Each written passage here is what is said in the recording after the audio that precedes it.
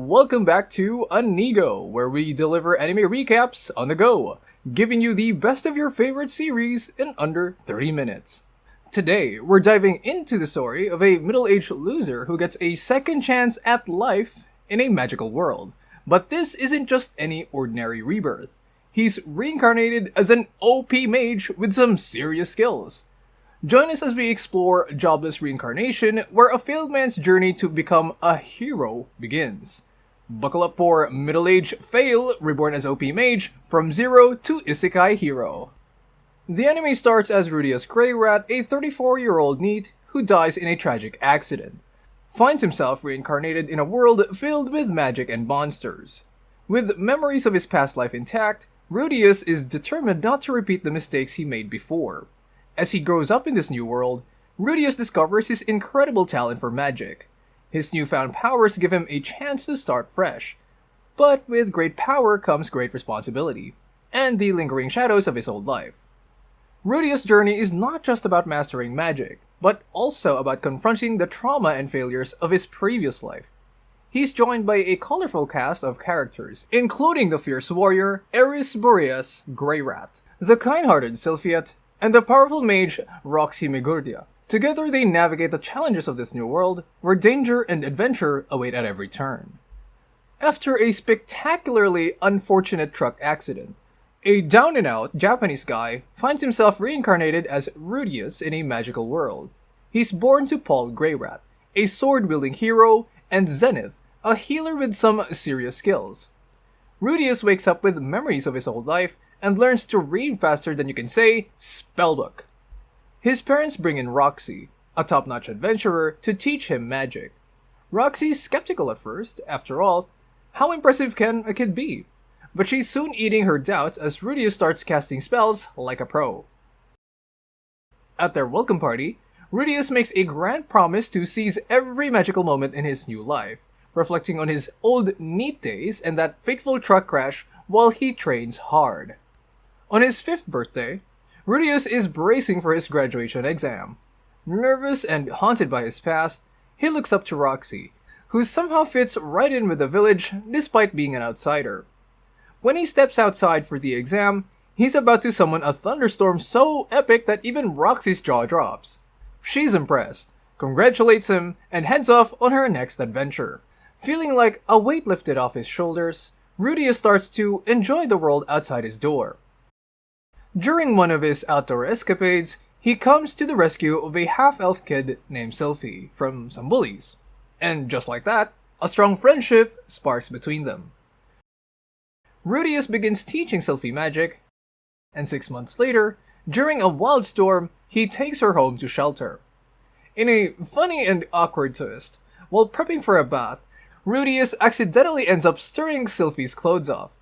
Turns out, Sylphie is actually a girl named Sylphiet. Feeling mortified and guilty, Rudius offers a heartfelt apology. Despite his sincere regret, Sylphiet, embarrassed and hurt, starts keeping her distance from him. Sylphie eventually comes around and their friendship is mended. Rudius, grateful for this first true bond in his new life, is determined to protect it at all costs. Meanwhile, the Greyrat family is overjoyed to learn that Zenith is expecting another baby. But their happiness takes a hit when their maid Lilia reveals she's pregnant by Paul, who had an affair with her. Fearing for Lilia's safety and his own possible rage, Rudius hatches a plan to shield her from the storm. Even though Lilia seduces his father, Rudius persuades Zenith to forgive her, with Paul owning up to his mistake. This noble act earns Rudius Lilia's deep gratitude and unwavering loyalty. Zenith and Lilia give birth to 2 precious girls, Norn and Aisha. Just when things seem perfect, Rudius gets an exciting letter from Roxy, inviting him to the fancy Renault Magic Academy. But, Sylphie doesn't want to be left behind and is not thrilled about the idea of parting ways. So, Rudius decides to take up a job to support both himself and Sylphie's education. But there's a twist. To make sure Rudius grows up strong and independent, his parents pull a plot twist of their own. They hand him over to Ghislaine, an old family friend and fierce beast woman, to look after him. On the road, Rudius reads a letter from his dad, Paul, who's lined up a tutoring job for him to cover their schooling costs. The kicker? Paul orders Rudius to stay away from home and Sylphie for the next 5 years. In the lively city of Roa, Rudius meets his new boss, Philip Greyrat, who's not just the mayor but also his dad's cousin.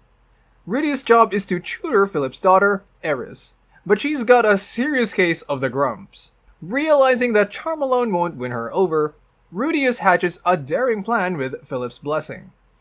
He stages a fake kidnapping to break through Eris' tough exterior, but plot twist, the fake kidnapping turns into the real deal when actual kidnappers swoop in.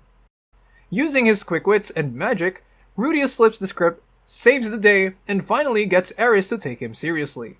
Back in Roa, Rudius uncovers a shocking truth. Their kidnapping was not just a botched plan, but was actually a setup by one of Philip's own servants. Furious but determined, Rudius takes on the bandit in a fierce showdown.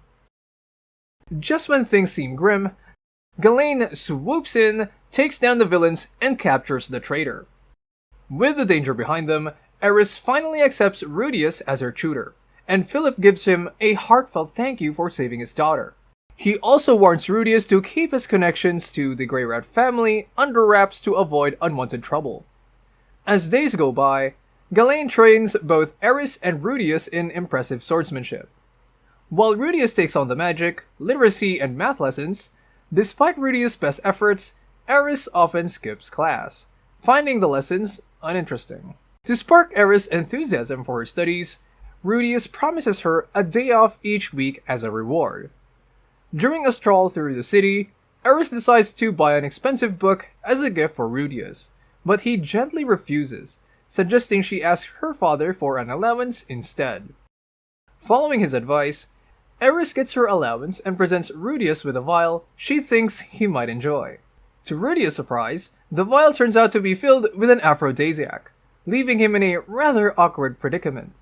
Conflicted about how to handle this, Rudius debates whether to tell Eris and Ghislaine about the vial's true nature. As Eris' 10th birthday approaches, Rudius understands how important her dance performance is to her, and allows her dance teacher to use some of his tutoring time for extra practice. Meanwhile, Rudius spends his free time diving into various languages, hoping to get ahead and avoid any more unexpected surprises. But despite her efforts, Eris struggles to make much progress in dancing and starts to consider giving up. Rudius becomes a steadfast source of support for Eris, motivating her to keep trying with her dance. He actively helps her with her lessons, while he himself improves his foreign language skills with guidance from Ghislaine and Roxy. Despite his efforts, Eris' dancing progress is slow. As Eris' 10th birthday party approaches, she struggles to find a noble partner for her dance. Rudius steps up, suggesting she mix her combat skills into the dance routine. Their performance wows everyone and is a huge hit. After the party, Rudius meets Eris' grandfather, Saros, who is fascinated by a mysterious floating ball of light in the sky. Fast forward 2 years, and Eris' family throws a birthday bash for Rudius. Despite feeling a bit down because his own family couldn't attend due to a monster threat, he's thrilled to receive a top-notch magic staff as a gift. During the celebration, Saros makes a surprising request. He wants Rudius to marry Eris and eventually take over as his successor. Rudius rejects Saros' plan for him to marry Eris and later tries to make an inappropriate advance, which Eris firmly rejects. Recognizing his mistake, Rudius sincerely apologizes, and Eris forgives him. A few days later, a massive cloud filled with mana appears in the sky, drawing widespread attention. In response, the legendary hero Perugius sends his aide, Almanfi, to investigate the strange occurrence. Suspicion falls on Rudius, who, along with Eris and Ghislaine, has been practicing with his new staff. Accused unfairly, Rudius comes under attack from Almanfi. Ghislaine intervenes to defend him. Amid a surge of light that resembles his former self, Rudius encounters a mysterious being known as the Human God. This enigmatic figure offers cryptic advice, urging Rudius to trust and support the man who once saved him. The meeting ends, and Rudius awakens to find himself and Eris stranded in the Demon Continent. Their salvation comes from Rujud Soberdia, a member of the feared Superdia race, who vows to help them return home safely. Under Ruijard's guidance, Rudius and Ares are brought to a nearby village, which turns out to be Roxy's birthplace. There, they meet Roxy's parents, and Rudius learns about Ruijard's tragic past.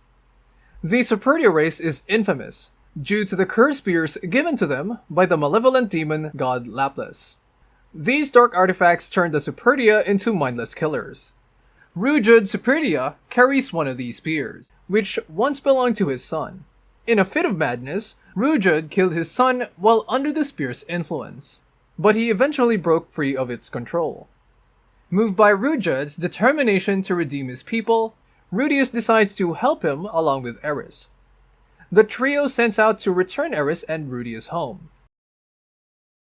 As they approach the city of Rikarisu, Rudius devises a plan to manage Rujud's presence. He disguises Rujud as a member of the Megurdia tribe to ensure his entry. The trio establish themselves as an official adventurer group, but their inexperience limits their access to higher-paying quests. Guided by the human god, Rudius takes on a seemingly simple quest to find a lost pet. This mission takes an unexpected twist when they discover a group of shady adventurers who have been kidnapping pets to claim rewards for their return. After a fierce battle, Rudius and his companions emerge victorious. As Rudius tries to gather information from the defeated kidnappers, he is suddenly attacked by one of them. In response to the attack, Rujud quickly retaliates, ending the assailant's life. Disapproving of Rujud's ruthless action, Rudius reprimands him and sets a firm rule. Killing should only be a last resort or in self-defense. Taking advantage of the defeated kidnappers' higher ranks, Rudius and his team start tackling more profitable and rewarding quests.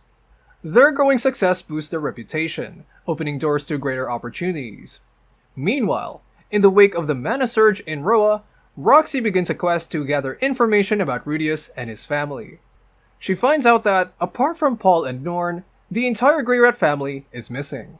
Before we continue with Rudius' epic journey from zero to hero, make sure to smash that like button, subscribe to Anigo, and hit that bell icon so you don't miss out on any of our anime recaps. We've got plenty more adventures to cover, so stay tuned. Rudius and his companions set out on a quest to explore a mysterious forest in search of a monster. They encounter two other parties with the same goal, but tragedy strikes when one group is ambushed and killed by monsters. Rudius decides to wait before offering assistance, which results in one of the adventurers' deaths. The monster they were tracking then attacks the remaining party, wiping them out. After defeating the monster, Rudius and his companions return to the city of Rikarisu. Back in the city, Rudius faces a fellow adventurer who has uncovered his scheme and is attempting to blackmail him. Rudius reveals his true identity as a Superdia and threatening to kill the blackmailer if he exposes anything. With the blackmailer dealt with, Rudius and Ruijard reconcile, and the trio continues their journey towards a coastal city on the edge of the Demon Continent. Unbeknownst to Rudius and his group, Roxy is also closing in on their location, accompanied by two of Paul's former companions. Upon arriving in the city, Roxy's party disembarks, ready to continue their search for Rudius. Meanwhile, Rudius and Ares face an unexpected challenge. Ruijard's status as a Superdia makes the cost of his boat fare prohibitively high. Determined to resolve the issue, Rudius is visited once again by the human god, who cryptically advises him to obtain food from a specific place. Following the guidance, Rudius encounters a peddler, who, after providing him with food, reveals her true identity as Kishirika Kishirisu, the Demon Emperor. In gratitude for his kindness, she grants him an incredible new power, the ability to see a few seconds into the future. Eager to test his new ability, Rudius uses his enhanced vision to save a man from danger. As he gets used to his newfound power, he considers selling his prized staff to fund Rujud's boat fare. However, Rujud dissuades him from parting with it. Meanwhile, Gallus Cleaner, the very man Rudius had saved, appears. Roxy, along with her fellow adventurers, Telhand and Elinalise, searches the city for any trace of Paul's missing family. Completely unaware that Rudius is in the same city. Despite her efforts, Roxy remains unaware of Rudius' presence, as he has been traveling under a false name. While exploring the city, Roxy happens upon a sparring match between Eris and Rujud. Misinterpreting them as Superdia, she becomes disheartened and decides to continue her search in the next town. Meanwhile, Rudius and his group manage to leave the city by boat, thanks to Gallus' help. Gallus smuggles Rudius onto the ship, and in return requests Rudius' aid in procuring goods from Zantport. Upon reaching Zant, Rudius heads to the smuggler's hideout to fulfill his part of the deal. To his shock, he discovers that the smuggling ring is trafficking beast children. Rudius and Rujud rescue the captives and escort them to safety. While Rudius stays behind to save a magical dog, he is ambushed and captured by beastmen, who mistakenly believe he is part of the smuggling operation. They take him to their village, the Dorodia village, for interrogation. Imprisoned in a cage, Rudius meets Geese, a fellow human captive and skilled rogue. They form an alliance during their shared imprisonment. Days later, the village's peace is disrupted when the smugglers, led by Gallus, attack to abduct more beast children. Seizing the opportunity, Rudius and Geese break free and join the villagers in defending against the assailants. It's revealed that Gallus is behind the smuggling ring and had manipulated Rudius to draw the village's warriors away. In a display of strength, Gallus defeats Geese and kills 2 of his own men. Recognizing the severe threat Gallus poses, Rudius debates whether to let him escape. Salvation comes in the form of the Sacred Beast, who helps Rudius and the others defeat Gallus. In the aftermath of the intense battle, Rudius is reunited with Eris, who explains their delay as they were assisting the Dorodians and eradicating the remnants of the smuggling ring. The villagers, acknowledging their earlier misjudgment and deeply grateful for Rudius' pivotal role in defending against the attack, express their heartfelt gratitude for his assistance. However, the repercussions of the events that unfold in Fitoa cast a dark shadow. Eris' grandfather is wrongfully blamed for the situation at the city. Following the Mana Surge, he is unjustly stripped of his position and executed in front of the king. The rainy season leaves Rudius and his companions stranded in Dorodia village for the next 3 months. During this time, Eris forges friendships with the beast children, particularly Tona, the daughter of Guy, the village's esteemed warrior. However, mentioning Galane's name triggers Guy's disdain, as he discloses that Galane was his sister who had departed the village long ago, deemed a traitor for rejecting the role of a village guardian. This revelation ignites Tona's curiosity of swordsmanship, and Eris willingly assumes the role of her mentor. After 3 months, when the rain subsides, Rudius and his party ready themselves to depart. However, Tona is unwilling to bid farewell to Eris, leading to a rift between them. Guy intervenes, persuading Tona to apologize and unveiling the truth about Galane's youthful rebellion. He admits regret for allowing Galane's departure without making an effort to understand her choices. With the reconciliation between Tona and Eris, Rudius and his companions embark on their journey to the holy country of Milis, accompanied by Geese, who join their party for the ride.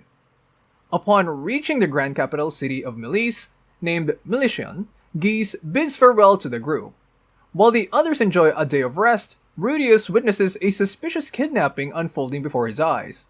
Driven by his sense of justice, Rudius follows the abductors and is stunned to find that the mastermind is his father, Paul.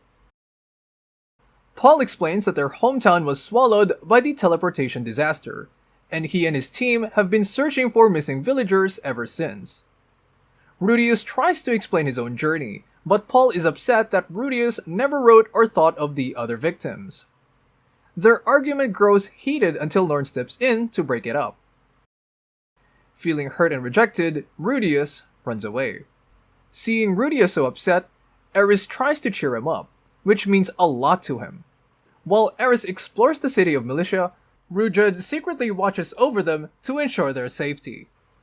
At the Adventure Guild, Eris takes on a mission to deal with a goblin problem. She stops a fight between some adventurers and Cliff, and then heads into the forest with Cliff to hunt more goblins. While deep in the forest, Eris shows her impressive skills by stopping an assassination attempt. Cliff, impressed and inspired, develops feelings for her.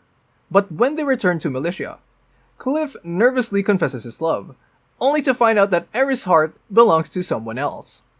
Cliff, heartbroken but understanding, decides to return to his home. Meanwhile, Geese visits Paul and tells him that he's part of Paul's team. Geese urges Paul to repair his relationship with Rudius, reminding him that Rudius is still just a kid haunted by nightmares, realizing he needs to change. Paul decides to stop drinking. The next day, Rudius and Paul meet again, and the tension from their earlier fight is palpable. However, Rudius soon realizes that Paul genuinely wants to apologize. They have a heartfelt conversation, where Rudius shares his plan to find the rest of their family after safely returning Eris to her home. Paul, though relieved, knows that Geese will keep searching for the missing family members. Rudius and his team set off across the sea to the central continent. At the same time, Roxy returns to her hometown. She struggles with feeling disconnected from her village, but decides to stay after seeing how much her parents missed her.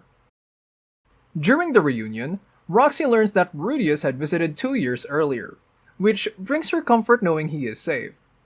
With renewed determination, she bids farewell to her parents and joins her adventurer friends in continuing the search for Rudius' family. Guided once again by the human god, Rudius heads to the kingdom of Sharon to find Lilia and Aisha. He quickly contacts Roxy, now a teacher at the palace, and saves Aisha from some dangerous pursuers. Following the human god's advice, Rudius decides to hide his true identity from his sister, Aisha. When Aisha finds a pair of panties that belong to Roxy, she mistakenly thinks Rudius is a pervert. This misunderstanding only makes things worse. Rudius is summoned to the palace to meet with Roxy, but things go awry when he falls into a trap set by Pax, the 7th prince of Sharon. Pax, who is infatuated with Roxy, plans to use Rudius as bait to capture her. While imprisoned, Rudius meets Zanoba, the 3rd prince of Sharon, who admires Rudius' exceptional sculpting skills. Zanoba wants to become Rudius' apprentice, but learns that only Pax, who is behind his imprisonment, can release him. Zanoba decides to help, and with the help of Pax's guards, who strike a deal with Rudius, Eris and Aisha, they manage to infiltrate the palace. Zanoba, revealing his strength as the blessed child known as the Decapitator Prince, apprehends Pax and forces him to release Rudius. With Pax's guards refusing to help further, Rudius, Lilia, and Aisha can finally return home. As a gesture of goodwill, Lilia returns Roxy's panties to Rudius, a reminder of their earlier misunderstanding.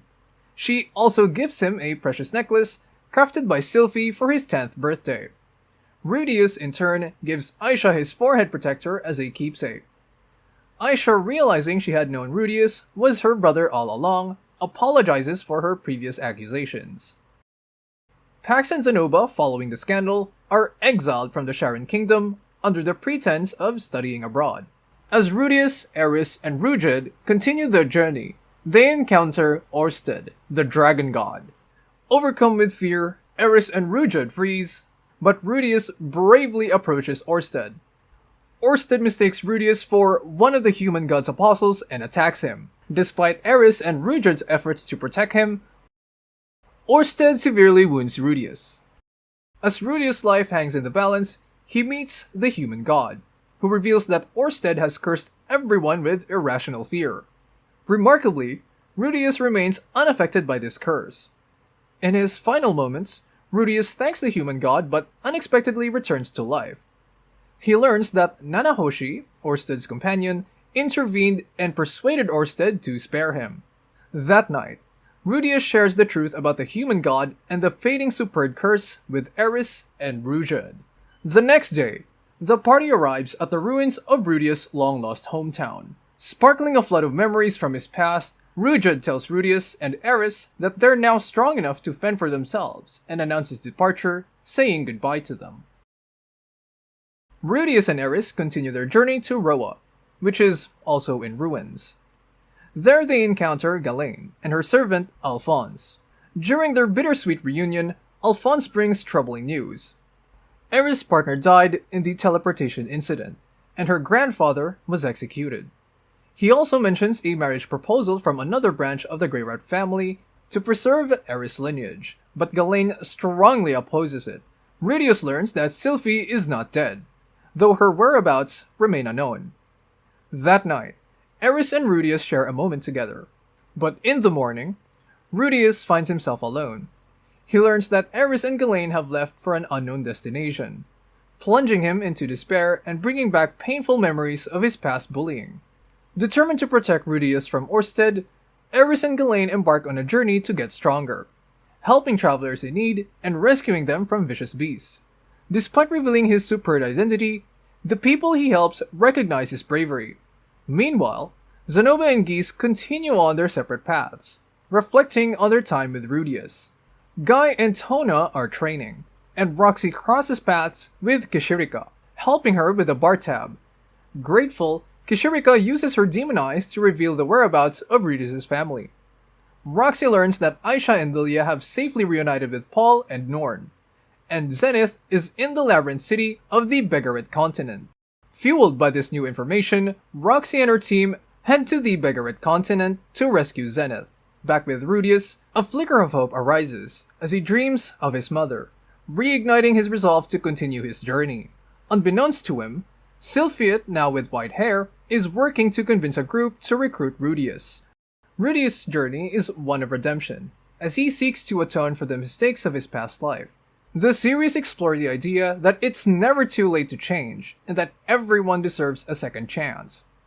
Rudius' determination to live a better life and make amends for his past failures is a powerful message about the potential for growth and self-improvement.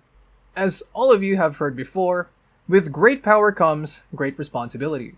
And Rudius is constantly reminded of this as he navigates his new world. The series emphasizes the importance of using one's abilities for good, and the consequences of failing to do so. Rudius' journey is about learning to take responsibility for his actions, and the impact they have on others. Rudius' struggle with the past and his efforts to become a better person are central to the theme of self-acceptance. The series also challenges viewers to confront their own flaws and shortcomings and to strive for self-improvement. Rudius' journey is a reminder that self-acceptance is a process, and that it's okay to make mistakes as long as we learn from them.